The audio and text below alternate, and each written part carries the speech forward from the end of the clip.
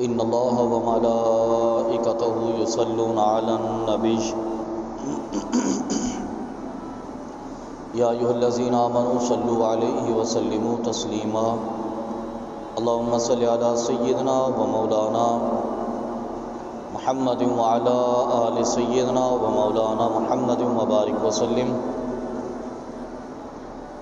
قال رسول اللہ صلی اللہ علیہ وسلم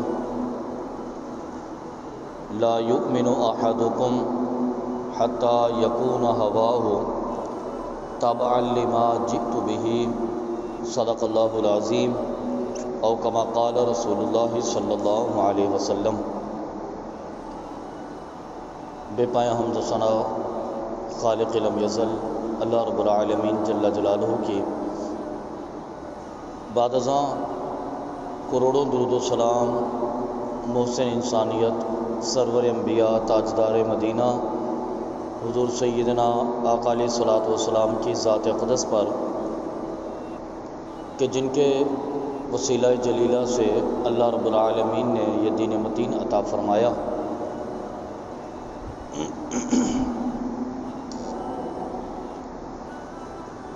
گزشتہ کچھ جمعات المبارک سے ہمارا موضوع چل رہا تھا نبی کریم صلی اللہ علیہ وسلم کی محبت اور نبی کریم صلی اللہ علیہ وسلم کی محبت کے تقاضے۔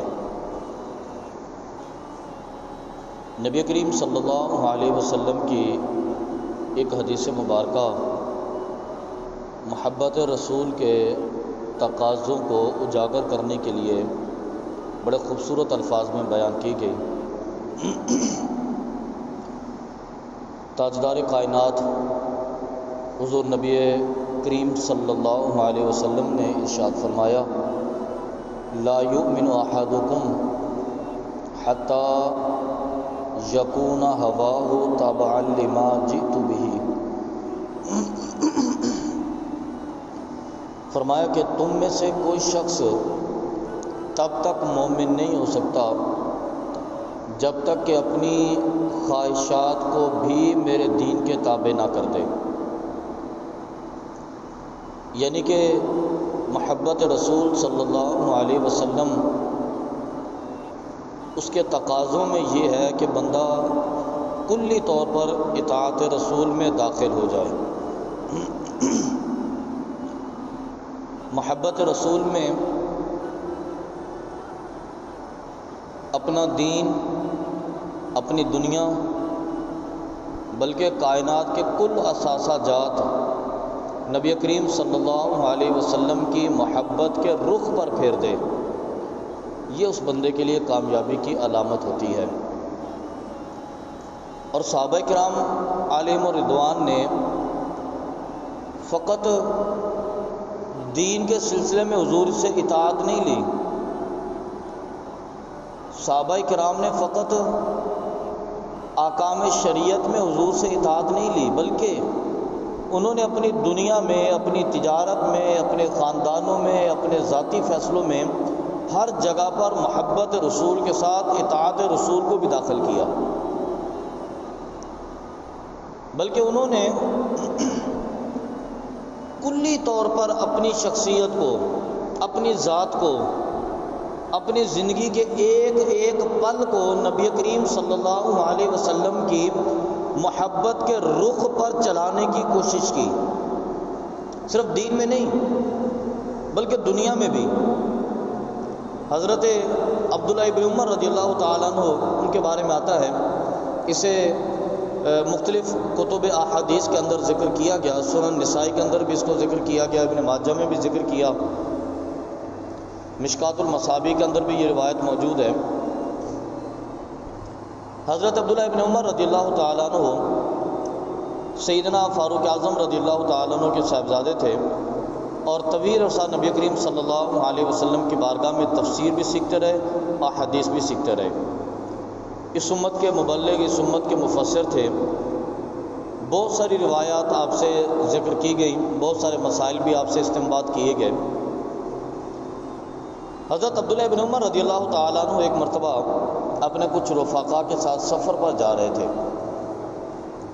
سفر پر جاتے ہوئے اچانک انہوں نے سیدھے راستے کو چھوڑ کر تھوڑا سا راستہ چینج کیا اور لمبا سفر اختیار کرتے ہوئے گھوم کر اسی راستے پر دوبارہ واپس آئے اور منزل تک پہنچ گئے۔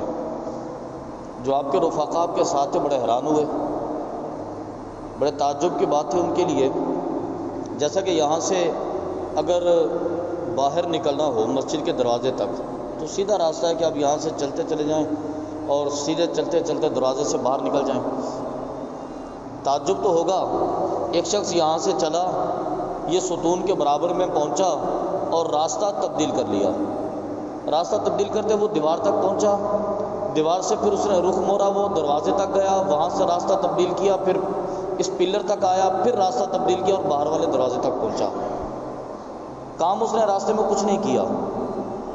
شروع میں راستہ تبدیل کیا تو ذہن میں تصور تھا کہ ہو سکتا ہے وہاں پر کوئی کام ہو، کام بھی کوئی نہیں تھا، کسی سے کوئی ملاقات ہو، کسی سے کوئی بات ہو، کوئی ذکر ہو، کچھ بھی نہیں تھا۔ بس راستہ تبدیل کیا، اس طرف چلے گئے، وہاں سے پھر راستہ تبدیل کیا، اس پلر تک چلے گئے، وہاں سے چلتے ہوئے دوبارہ اسی راستے پر آئے اور باہر نکل گئے۔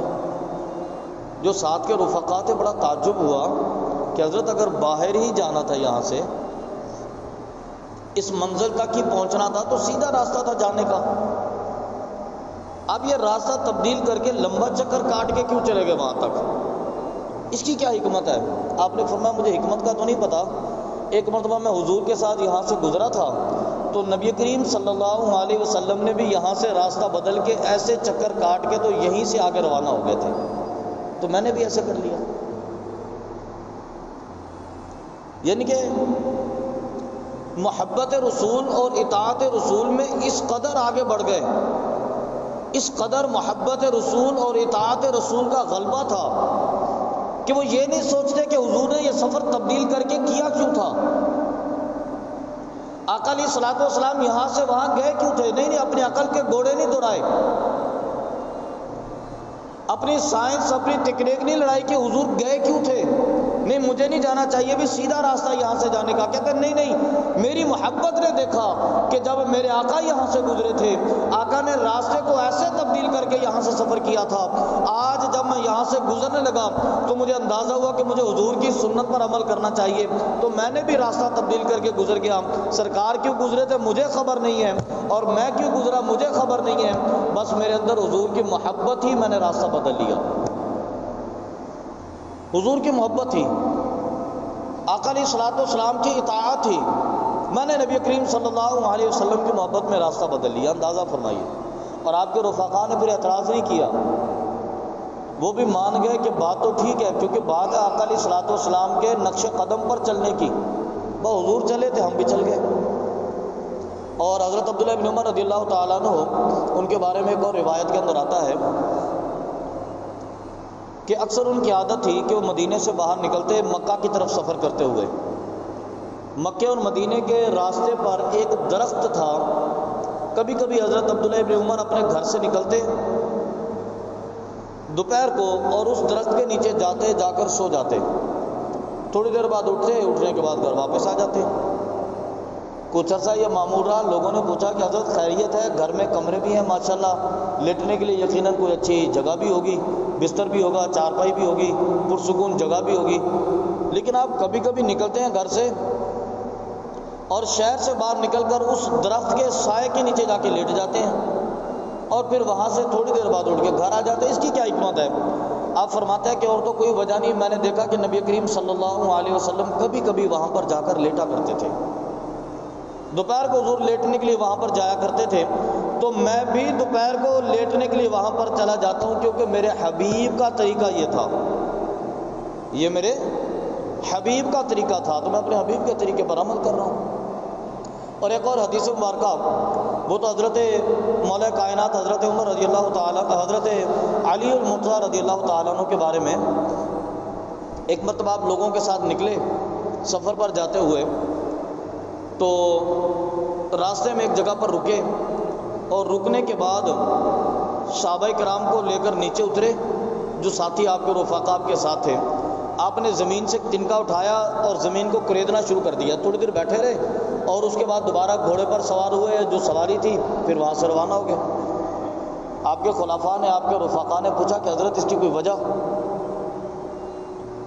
آپ کچھ سوچ رہے تھے، کوئی ڈیسیجن لینا تھا، کوئی وجہ تھی وہاں رکنے کی؟ آپ نے فرمایا نہیں ایسا تو کوئی مسئلہ نہیں تھا۔ ایک مرتبہ میں نبی کریم صلی اللہ علیہ وسلم کے ساتھ سے گزرا تھا تو آقا علیہ الصلوۃ والسلام یہاں پر رکے تھے اور آپ صلی اللہ علیہ وسلم زمین پر اترے اور آپ نے تنکا اٹھا کر زمین کو کریدا تھا۔ آج میں یہاں سے گزرا تو میں نے کہا میں اپنے حبیب کا عمل کر لوں، میں نے بھی ایسے کر لیا۔ اور ایک اور حدیث مبارکہ میں راوی آقا علیہ الصلوۃ والسلام کی حدیث سنانے لگے ہیں، سنانی ہے سرکار کی حدیث، جن کو سنانی ہے ان کو لے کر مدینے سے باہر نکلے، مدینے سے باہر نکلے اور باہر آ کر ایک میدان میں بیٹھ گئے اور میدان میں بیٹھ کر وہاں سے لکڑی زمین سے اٹھائی اور زمین سے لکڑی اٹھا کر کہنے لگے کہ نبی کریم صلی اللہ علیہ وسلم نے فرمایا کہ بندہ مومن کا قلب اللہ کی بارگاہ میں اس لکڑی کی طرح ہے۔ وہ ایک لکڑی اٹھا کے انہوں نے ایسے اس سامنے رفیق بلند کی۔ آپ نے فرمایا کہ بندہ مومن کا قلب جیسے دو انگلیوں کے درمیان میں لکڑی ہے، اللہ کے ہاتھ میں ایسے ہے، اگر اللہ چاہے تو اس کو ایسے پھیر دے، اگر اللہ چاہے تو اس کو ایسے پھیر دے، اللہ چاہے تو اس کو ہدایت پر گامزن کر دے، اللہ چاہے تو اس کو دلالت پر بھیج دے۔ یہ روایت بیٹھ کر مسجد میں بھی سنا سکتے تھے، یہ روایت بیٹھ کر مدینے میں بھی سنا سکتے تھے، لیکن وہ مدینے سے نکلے، انہیں لے کر وہاں تک پہنچے۔ فرماتے ہیں کہ میں حضور کے ساتھ تھا اور میں نے آقا علیہ الصلوۃ والسلام کے ساتھ سنا، آقا علیہ الصلوۃ والسلام نے یہیں پر بیٹھ کر لکڑی اٹھائی تھی اور لکڑی اٹھا کر مجھے مثال دے کر سنایا تھا کہ اللہ تبارک و تعالیٰ کے دل میں بندہ مومن، اللہ کے ہاتھ میں بندہ مومن کے دل کی مثال ایسے ہے۔ حضور نے ایسے کیا تھا نا تو میں بھی ایسے کرنے کے لیے آ گیا۔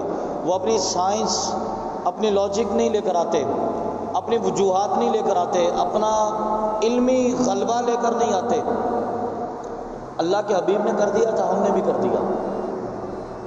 تو صحابہ کرام نے محبت رسول میں، صرف محبت رسول میں، جیسا کہ میں عرض کر رہا تھا، محبت رسول میں دین میں اتباع نہیں کی، بلکہ انہوں نے دنیا میں بھی حضور کی اتباع کی، خاندان کے معاملات میں حضور کی اتباع کی، دنیا کے ہر معاملے میں حضور کی اتباع کی انہوں نے، کیونکہ اللہ رب العالمین نے اپنے حبیب کو اتباع کا مرکز بنا کر بھیجا تھا۔ مقصد یہ تھا، اللہ تبارک و تعالیٰ نے اپنے حبیب کو بھیجا اس لیے تھا۔ حدیث مبارکہ میں آتا ہے، اب یہ اللہ رب العالمین کے حبیب کی اطاعت کرنے اور اتباع کرنے کے معاملات ہیں۔ آپ اندازہ فرمائیے کہ صحابہ کرام اپنے نبی کریم صلی اللہ علیہ وسلم کی اطاعت کیسے کرتے تھے۔ آقا علیہ الصلوۃ والسلام مدینے سے گلی سے گزر رہے تھے، آپ نے دیکھا کہ ایک مکان بن رہا تھا۔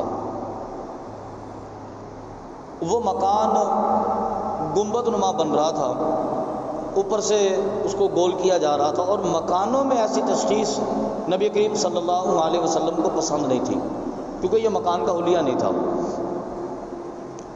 تو آقا علیہ الصلوۃ والسلام گلی سے گزرے، آپ نے دیکھا کہ مکان ایسے بن رہا تھا۔ آپ نے پوچھا یہ مکان کس کا ہے؟ تو جو تعمیر کرنے والے تھے یا جو قریب کھڑے لوگ تھے، انہوں نے حضور کی بارگاہ میں عرض کی کہ یا رسول اللہ، یہ مکان فلاں انصاری صحابی کا ہے۔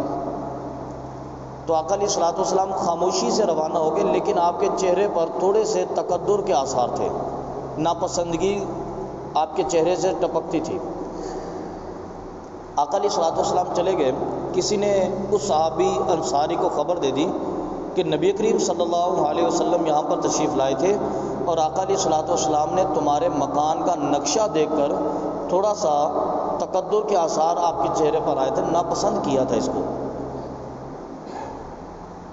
نبی کریم صلی اللہ علیہ وسلم کچھ دنوں کے بعد دوبارہ اسی گلی سے گزر ہوا، آپ نے دیکھا کہ وہ مکان گر چکا تھا، ملبے کا ڈھیر پڑا ہوا ہے وہاں پر، وہ مکان گر گیا تھا اور ملبے کا ڈھیر تھا۔ حضور نے فرمایا کہ اس کو بلایا جائے۔ آقا علیہ الصلوۃ والسلام کی بارگاہ میں اس انصاری صحابی کو حاضر کیا گیا۔ آپ نے فرمایا یہ مکان تمہارا تھا؟ عرض کی حضور جی میرا تھا۔ آپ نے فرمایا گرا کیسے؟ حضور گرا نہیں، میں نے گرا دیا ہے۔ گرا نہیں ہے، میں نے گرایا ہے۔ آپ نے فرمایا کہ تم نے کیوں گرا دیا؟ عرض کی حضور مجھے لوگوں سے خبر یہ ملی تھی کہ آپ یہاں سے گزرے ہیں اور آپ کو اس کا نقشہ مناسب نہیں لگا، تو آپ کے چہرے پر جو ناپسندیدگی کے آثار تھے اس کی وجہ سے اس مکان کو میں نے اپنی زندگی سے نکال دیا۔ آپ کے چہرے پر تھوڑی سی ناپسندیدگی کے آثار، حضور نے منع نہیں کیا تھا، یہ بھی یاد رہے، حدیث کے الفاظ ہیں، سرکار ناپسندیدہ نظروں سے دیکھتے ہوئے گزر گئے تھے، ایک لمحے کے لیے تقدر کے آثار آپ کے چہرے پر آئے تھے، منع نہیں کیا تھا آپ نے، گرانے کا آرڈر بھی جاری نہیں کیا تھا، لیکن بس وہ ایک لمحے کے لیے اللہ کے حبیب کے چہرے پر ناپسندیدگی کے آثار، عرض کرتے ہیں کہ حضور مکان میں نے اپنی زندگی سے ہی نکال دیا کیونکہ آپ کو ناپسند تھا۔ آپ اندازہ فرمائیے کہ اللہ کے حبیب کی اس قدر اتباع، اللہ کے حبیب کی اس قدر اطاعت، اللہ کے حبیب سے اس قدر محبت کہ وہ چیز جو اللہ کے حبیب کو پسند نہیں ہے وہ اپنی زندگی سے نکال دی۔ تو ذرا دوستو اپنے سر سے لے کر پیروں تک نظر کیجئے، پتہ نہیں کیا کیا اللہ کے حبیب کو پسند نہیں ہوگا۔ ذرا آپ اپنے گھر سے لے کے دفتر تک نظر تو کیجئے، کیا کیا اللہ کے حبیب کو پسند نہیں ہوگا۔ آپ اپنے گھر کے معاملات میں نظر تو کیجئے، اللہ کے حبیب کو کیا کیا پسند نہیں ہوگا۔ آپ کے کاروبار میں، آپ کے تجارت میں، آپ کے معاشرے میں، آپ کی سوسائٹی میں، آپ کے رہن سہن میں، آپ کے خاندان میں، آپ کی برادری میں، آپ کی اولاد کی تربیت میں، کہاں کہاں اللہ کے حبیب کو کیا پسند نہیں ہوگا، اس کی طرف نظر کیجئے، نکال دیجئے اسے زندگی سے۔ یہ حب رسول کے تقاضے ہیں، یہ اللہ کے حبیب کی محبت کے تقاضے ہیں، یہ عام بات نہیں ہے، اللہ کے حبیب کی محبت کے تقاضے ہیں۔ حضرت عبداللہ بن رواحہ رضی اللہ تعالیٰ عنہ نبی کریم صلی اللہ علیہ وسلم کے صحابی تھے، بحرین سے حضور سے ملنے کے لیے آئے، نبی کریم صلی اللہ علیہ وسلم کی بارگاہ میں حاضر ہوئے، مسجد میں آقا علیہ الصلوۃ والسلام تشریف فرما تھے۔ آقا علیہ الصلوۃ والسلام سے ملاقات کے لیے جیسے ہی آگے بڑھے تو آقا علیہ الصلوۃ والسلام نے ان کو دیکھ کر اپنا رخ انور پھیر لیا، وہ ادھر سے گھومے اور حضور کے سامنے آ گئے۔ جب حضور کے سامنے اس طرف سے آئے اور آقا علیہ السلام کی بارگاہ میں سلام کرنے لگے تو نبی کریم صلی اللہ علیہ وسلم نے وہاں سے چہرے کو پھر اور طرف پھیر لیا، پھر گھوم کر حضور کی بارگاہ میں اس طرف سے آئے تو آقا علیہ الصلوۃ والسلام نے وہاں سے بھی چہرے کو پھیر لیا، بڑے پریشان، بڑے شرمندہ کہ اللہ کے حبیب مجھ سے ناراض۔ ساتھ والے صحابہ کرام سے پوچھا کہ خیریت ہے، مجھ سے ایسا کون سا عمل ہو گیا کہ اللہ کے حبیب مجھ سے ناراض ہو گئے؟ انہوں نے کہا کہ تمہارے ہاتھ میں جو سونے کی انگوٹھی پہنی ہے نا، اللہ تبارک و تعالیٰ کے حبیب نے اسے حرام قرار دیا ہے۔ یہ جو تم نے سونے کی انگوٹھی پہنی ہوئی ہے نا، اللہ کے حبیب نے اسے حرام قرار دیا ہے۔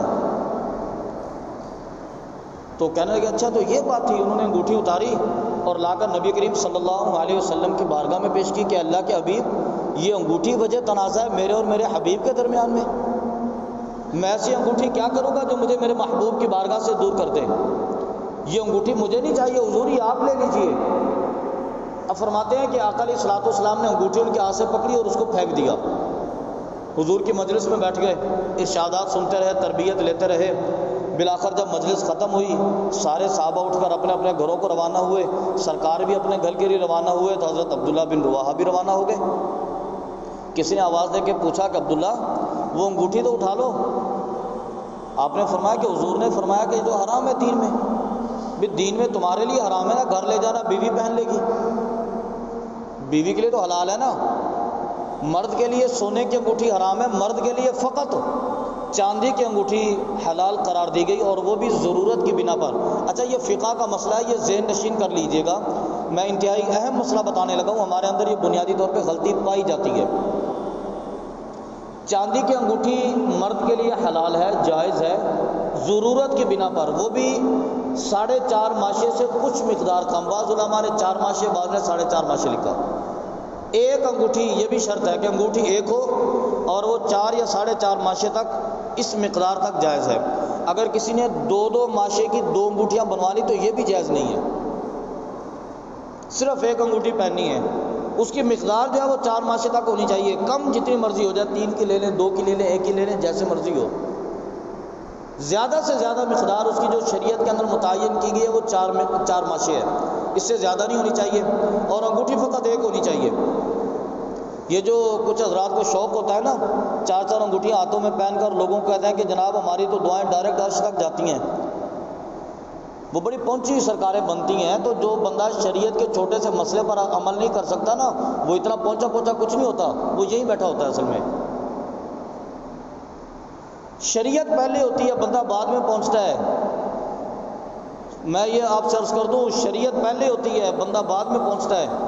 اگر آپ کو کوئی ایسا بندہ نظر آئے جو کہے کہ میں اللہ کا ولی ہوں، ہوا میں آپ کو اڑ کر دکھا دے، لیکن وہ شریعت پر عمل نہیں کرتا، تو آپ بالکل تسلی سے منہ موڑے اور گھر میں آ جائیں، وہ بندہ کہیں نہیں پہنچا، وہ آپ کو جادو کر کے دکھا رہا ہے۔ شریعت کے تقاضے سب سے پہلے ہوں گے اپنی جگہ پر۔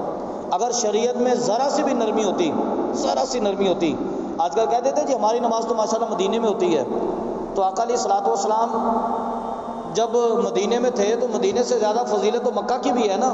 مکہ کے اندر ایک نماز کا اجر 1,00,000 نماز کا اجر ہے، مدینے میں تو 50,000 نماز کا اجر ہے۔ آپ مجھے حدیث کی کتابیں اٹھا کے دکھا دیں، میں آپ کو گارنٹی سے کہتا ہوں کہ نبی کریم صلی اللہ علیہ وسلم کبھی اپنے گھر میں بیٹھے رہے ہو اور صحابہ سے فرمایا تم نماز پڑھ لو، میں تو مکے میں پڑھوں گا، کبھی ایسا نہیں ہوا۔ اور آقا علیہ الصلوۃ والسلام کے زمانہ حیات میں جب حضور مدینے سے باہر بھی گئے تو آقا علیہ الصلوۃ والسلام کبھی مدینے میں نماز پڑھنے نہیں آئے، سرکار سب کے سامنے نماز پڑھتے تھے۔